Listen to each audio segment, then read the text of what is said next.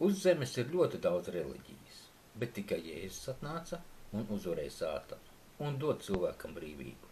Un pasaule palikusi neprātīga, tādēļ mums jau vairāk ir nepieciešams Jēzus.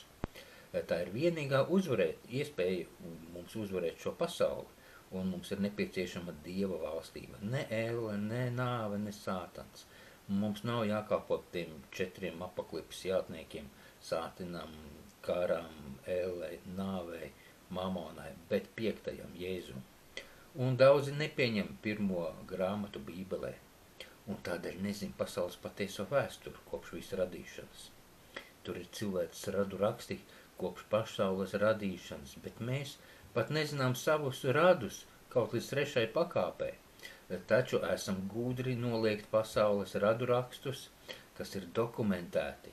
Bībele ir nopietns dokuments, kas atspēko visu evolūciju, fantastiku, mitoloģiju, un Jēzus kā Dieva dēla radu raksti, kā atnākšanu miesā pasaulē, mums ir doti zināt kopš pasaules radīšanas.